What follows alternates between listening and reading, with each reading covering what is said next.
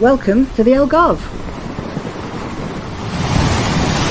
Algarve in English by Conectv.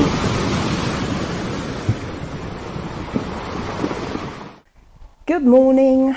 This morning marks the anniversary of the Twin Towers disaster, tragedy, whatever you want to call it. I'd like you to please, on behalf of, well, join us here at Conectv. We're worldwide, and on behalf of all of us, all the teams in all the places, join us today, please. Just spare a few thoughts for the survivors, the families, the friends, because they're going to be feeling just about as awful today as they were in 2001. So thank you.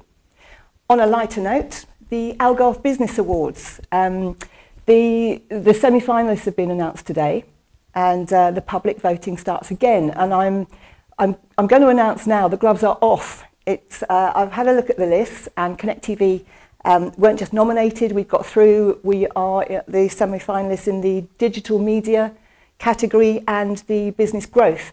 So gloves off. Please go to www.Algarve Business Awards and place your vote. Thank you. So today we're going on to something that's, is it quite as joyous, or it's certainly not as scary? Not sure. John McKean. How do you do? John has been here since 1995, I believe. I believe so, yes. He's opened a dental clinic in Albufeira, and since that time he's been known as John McKean, the English-speaking dentist. Not only the English-speaking dentist, but he gives balloons. So what I want to do is it's high time that we met John. He's been advertising for a long time in local media and radio and all sorts. But it's about time you saw his face. So this is the happy face of John McKean. So, John, dentistry, it's such an important thing.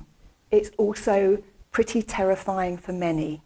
True. Why do you think that is? Well, Kat, thanks for inviting me. You're and you know, you've been a victim of mine for quite a few 15 years. Yes, absolutely. And you know, thank you for your loyalty. And yeah, I mean, dentistry is a very personal procedure. If you have something done to your hand or your foot, you can sort of isolate it. It's over there. I mean, I recently had to have something removed from my arm. And it's much less frightening because you can sort of isolate yourself from other parts of your body, but you are essentially your head. So letting someone encroach on your very personal yeah, actual person is a difficulty. Fortunately, most people nowadays, you know, go through life with very little traumatic experiences with dentists.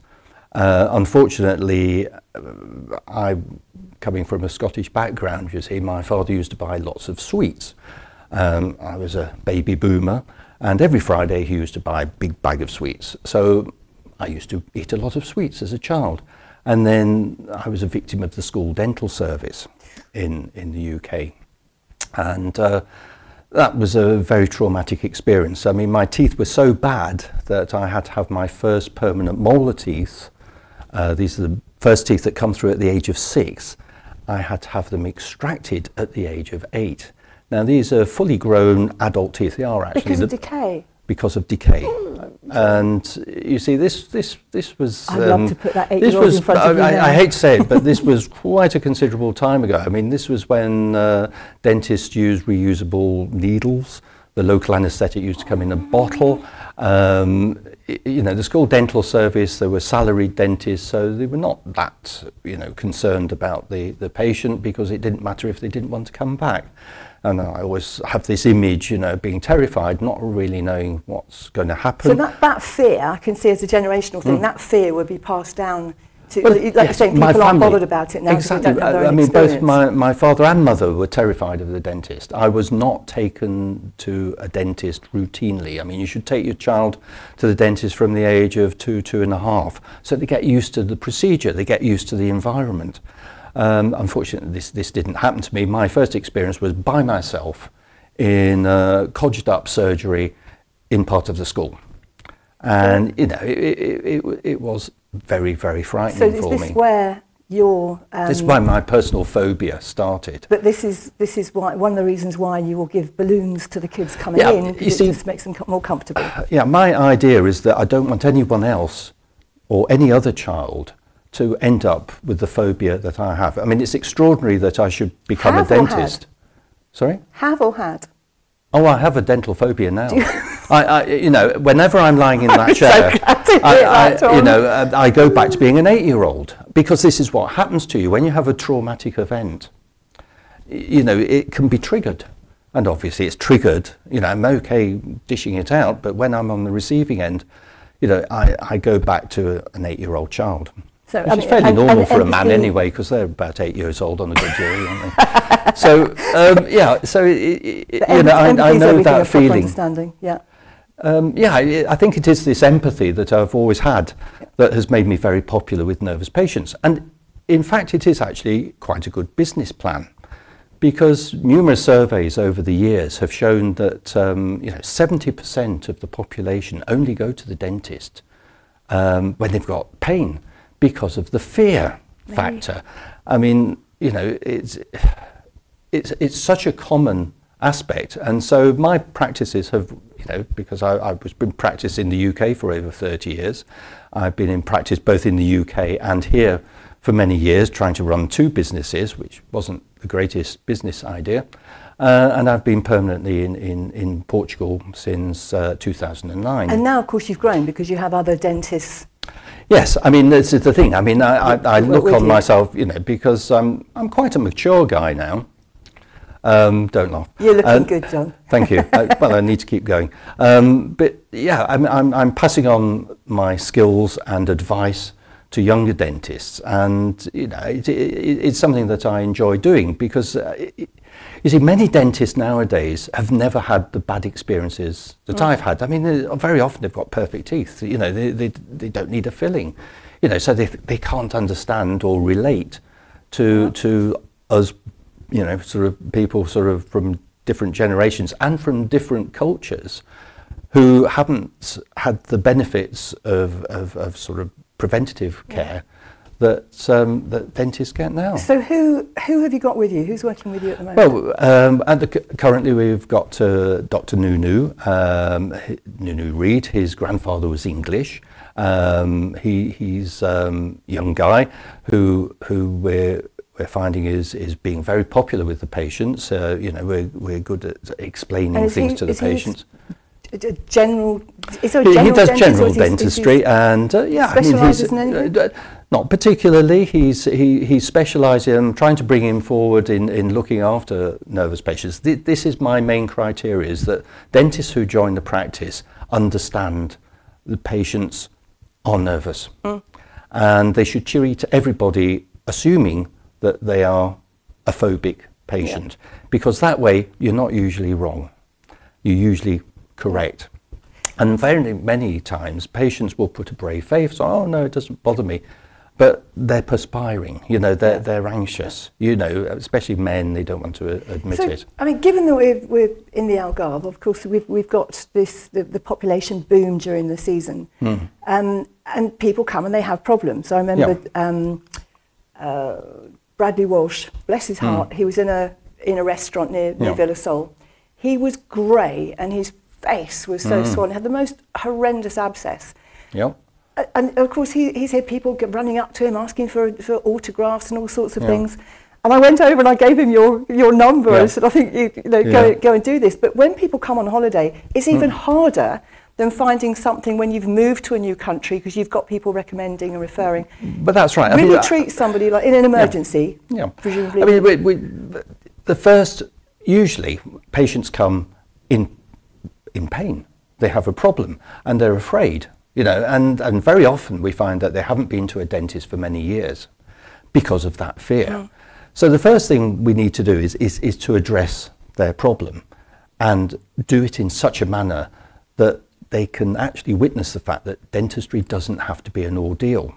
one of the things that shocked me, because I mean, why did I become a dentist? Well, it's a very curious story. I mean, my parents, because they had a lot of animals, my father was a nuclear engineer, but you know, he as a hobby, he bought a farm and bought various animals and so on. He got fed up with vets bills. And so, you know, little Johnny was being pushed to become a vet. Frankly, I prefer to deal with humans, and so I sort of balked against this a bit, and I thought, oh, what can I do? Because I didn't like the idea of being a general medical practitioner or something like that, because I felt, well, they don't really do anything, they just hand out prescriptions. I had no idea, you see, of the complexities of the medical field. And one of my friends said, well, I'm going to do dentistry. And I thought, well, I couldn't possibly do that. I feel sick at the thought of dentistry. He says, well, you might bring some humility into it. And so I had 3 days to go, you know, before you fill in your rucker forms and applications. So, of course, you write, I've always wanted to be a dentist. And, you know, this has been an ambition of mine. And amazingly, I got accepted at my first choice of university, which was Birmingham. And I found, you know, it was shocking to find that dentistry doesn't have to be an ordeal. I mean, I've been to dentists, you know, when I had to go to the dentist, and, you know, they say the right thing. They say, oh, put your hand up if you want me to stop. So you put your hand up and say, oh, just a little bit more. Oh, well, I want him to stop because I'm choking, or is it not necessarily pain I'm feeling, but I'm feeling uncomfortable. I need to swallow. Yeah. You know, and then the anxiety builds up. And then the classic one is, you know, when you know, if you're unfortunate enough that the anaesthetic hasn't worked properly, and so you go, well, you know, and you really want him to stop, and they say, just a little bit more, or classically, keep still, it's not hurting you. Now, to be honest, as I found out in the medical legal side of dentistry, that is actually assault. If someone is indicating for you to stop doing something, whatever it is, and you carry on, you are assaulting that person. And I actually tell patients, and I said, don't forget, you know, I said, if you put your hand up and I didn't stop, I said, you're quite entitled to punch me, because, you know, you can use any necessary force to stop the procedure. And you see, they laugh, you see, and it breaks the atmosphere, but it's true. And, you know, every dentist that I have any contact with, or give advice to, or works with me, you have to stop when the patient signals. Because if you remove that control feeling from them, then that's when the anxiety builds up and they become a nervous, terrible patient. If a patient is confident, and they will very often test the situation, because they'll put the hand up and say, oh, are you all right? Oh, no, it was okay. And you think, well, they were just testing me, you see, so that's fine. Because then, you see, they're more relaxed. They think, oh, I have got control of this situation. Because that is one of the main aspects of the fear situation, is the lack of control. Because you're in a very, you know, supine, you're lying down. This guy's invading you, you've got the assistant there, you've got bright lights on you, you've got, you know, this array of really horrifying looking instruments sort of usually staring you in the face. And so it's an intimidating situation. So if we move on a little bit, so you've now got that patient's confidence, they're feeling comfortable with you, and they lose one tooth. Yeah, I mean, you were telling me something. That's right. You were talking to me about new products and. Oh yes, I mean, very often the tooth is beyond saving, and you do have to do a removal. Nicer way of putting it, isn't it? And, you know, then the patient will either say, well, you know, will I miss that tooth? And is it a cosmetic issue? And then, you know, I mean, we're getting onto a different subject here, but you see, I think it's very important to give patients options for the restoration of teeth, for both, you know, repairing a tooth and also replacing a tooth, because there's always more than one way to skin a cat, as they say. And as far as replacements, the fashionable thing nowadays is, of course, implantology, which is, you know, virtually the same as having the tooth replaced. That's really expensive though, John, isn't it? It comes with a cost, and it also comes with quite a lot of mechanical surgical input, which doesn't suit very often a nervous patient. And so that's why it's important. It's not only the cost. I mean, I treat some very wealthy clients, but they still didn't want to have implants because they said, oh, I don't want to go through that procedure. And so we offer alternatives, which are not only cheaper, but for 90% of the patients will adequately replace the tooth. No one wants a great big plate in their mouth. Yeah. And believe it or not, there are prostheses, a denture if you like, what the Americans refer to them as removable bridges, which all sounds much more sophisticated and nicer, that are extremely minimal. Now the reason for this is that traditionally removable prostheses or dentures came in basically two forms, the rigid plastic ones or the all metal cast ones. And obviously if you've got some of your own teeth, it's useful to anchor that prosthesis, that denture, to the adjacent and these teeth. are metal clips. And these are traditionally made out of metal. Now the problem there is, of course, no one wants to flash metal clasps in the mouth. I mean, it's not a great look. Pleasing. But that's right. Now, believe it or not, sort of how long ago was this brought about? An injection moulding process was developed for, instead of having just brittle acrylic, you could have injection moulded nylon.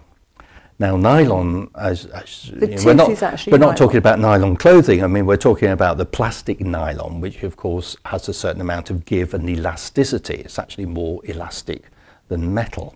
The problem with metal clasps is that they grip the tooth very firmly, and then that elasticity goes, and then they don't grip at all. Whereas the nylon-based dentures maintain their elasticity better. But you see, there's this nylon base.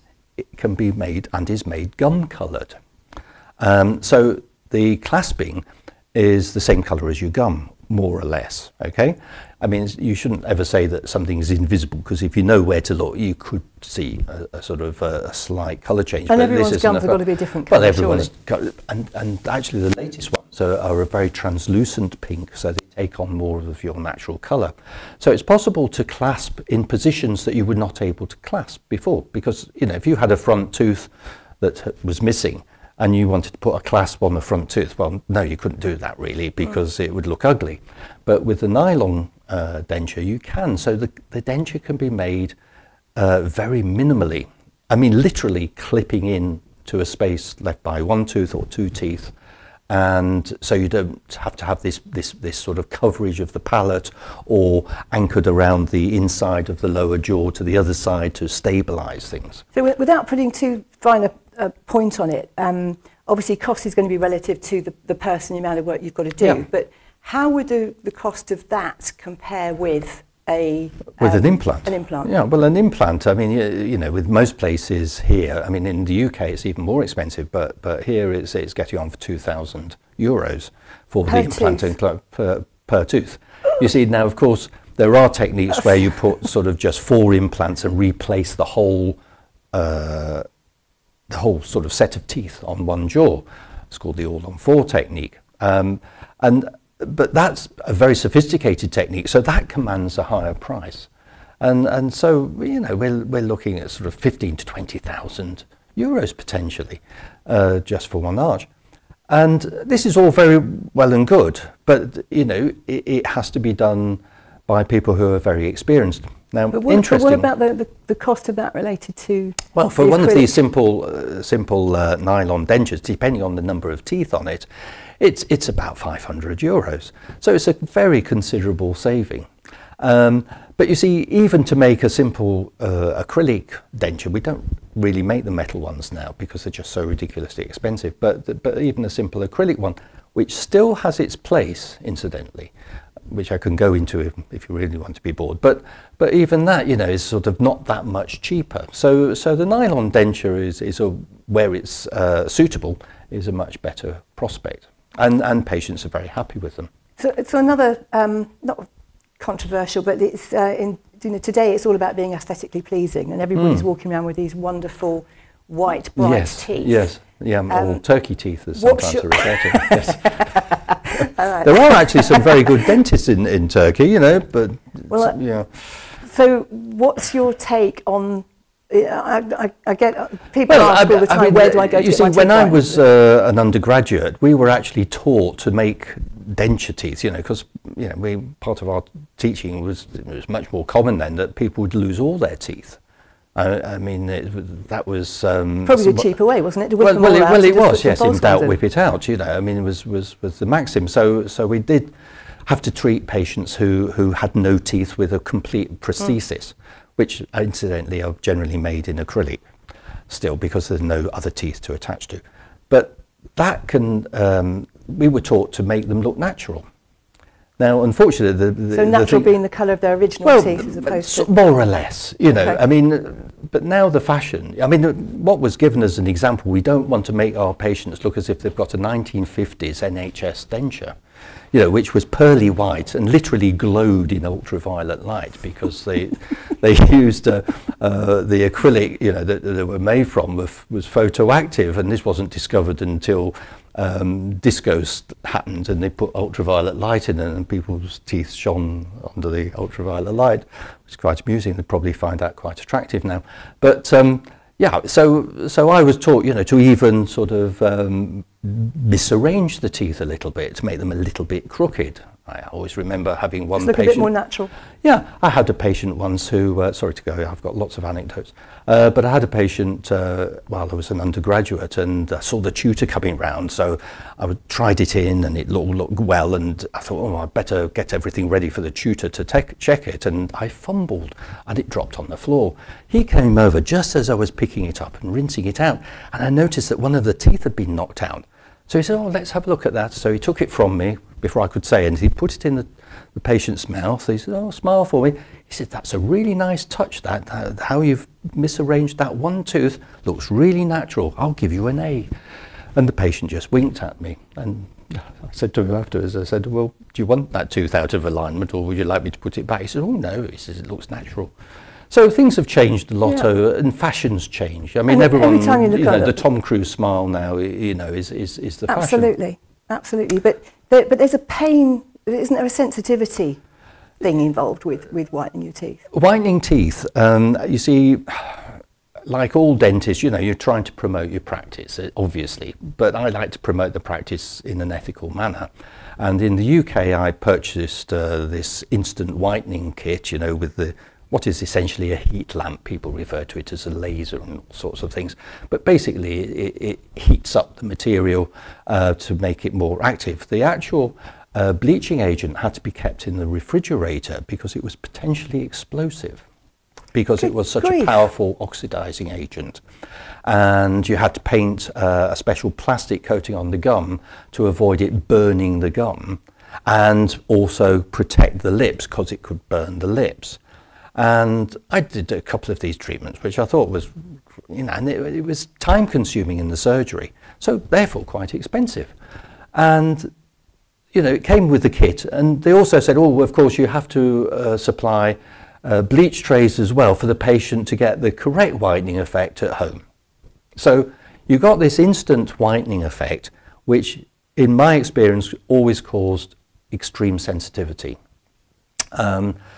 And I stopped using it for that reason. So now I prefer to use the more gradual home kits. We show you how to use it. We produce the close-fitting splints, and we supply the gel, and we show you how to use that economically, because it's expensive, these materials.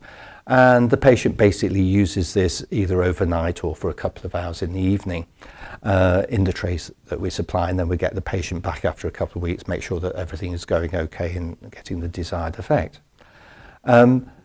But it's a much more controllable method of whitening teeth. Okay, it doesn't give the instant result. You see, I mean, the selling point of the rapid whitening was that you came into the surgery and you left with whiter teeth, but you couldn't walk past a refrigerator in the supermarket because the air was so cold, because it really got into your teeth. And that could take months to resolve. So I don't think that's a good selling point, but, you know, you see these places still advertising that fact. But I would counsel everyone pretty seriously to think twice before having that done. You get a more prolonged effect by using a slightly weaker material, but it's kept in your mouth for longer, and you can control the degree of whitening the teeth. Very often you see a patient will come in and they've had crowns that have been placed many years ago, and the adjacent teeth now don't match, you know, because the natural teeth have discoloured, but the crowns have remained whiter.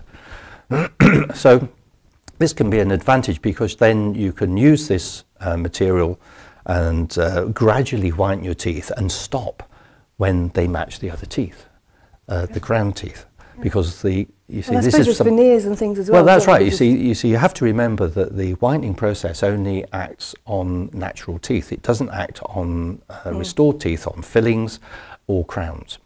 So you know, that should be factored into the cost of this, and patients should be advised on what they should do, because if you've got someone with a lot of composite tooth-coloured fillings on the front of their teeth, and they say, oh, I want to whiten my teeth, how much is it to whiten the teeth? Well, okay, there's the cost of whitening the teeth, but then their fillings, which match their original colour, will then look relatively much darker, so then they've got to factor in the cost of replacing those fillings to match the new colour of the teeth.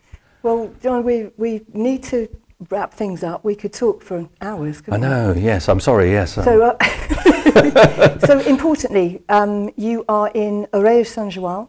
Oreia de São João, yes, we're currently in, it is actually in a condominium, and it's unusual for a condominium to have commercial premises, but that's due to the history of the premises.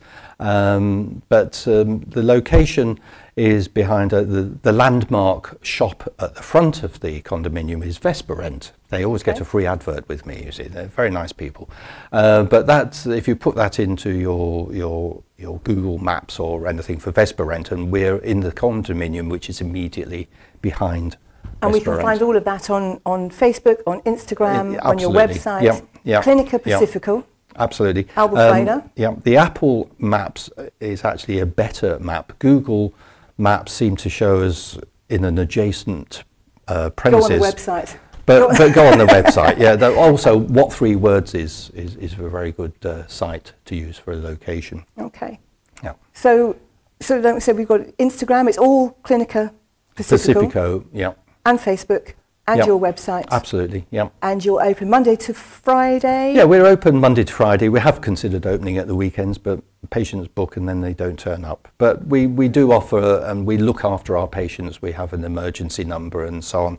And yeah, we try to give people a good service. And that's why we're busy. And that's why I've been coming back for 15 years, to be fair. Well, yes, I mean, we rely on repeat business, and so we want the experience to be a positive experience, so patients are happy, and this is why I'm we not get the best patients. patient, so if I've stayed, then you're all right. Well, this is it. But we get John, patients from all over. Yep. Thank you very much for your time today. Thank you very much, Kat. And I'll be back, I think, next week. Okay, though, she can't wait. Thank you. All right. Thanks very much indeed. Thank you for your time. You're very welcome. Thank you very much. As you now know the face to John McKean, and I did give him balloons when he walked through the door this morning, as you'll see on Instagram, on Living Life Algarve. So look out for the next programme. In the meantime, we'll keep you updated with everything else happening in the Algarve, and we look forward to seeing you next time. Thank you very much. Thank you.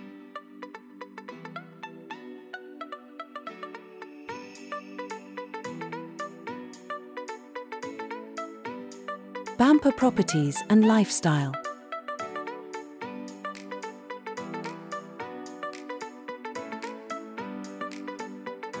Algarve Business Awards.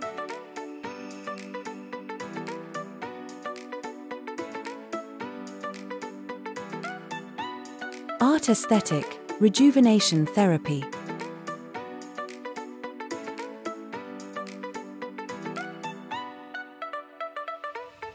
Currencies for you. Global Payment Specialists.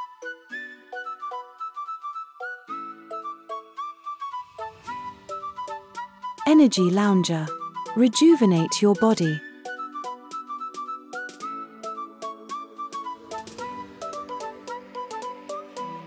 Honest Dragon, Boutique Alcohol Distributor, Portugal.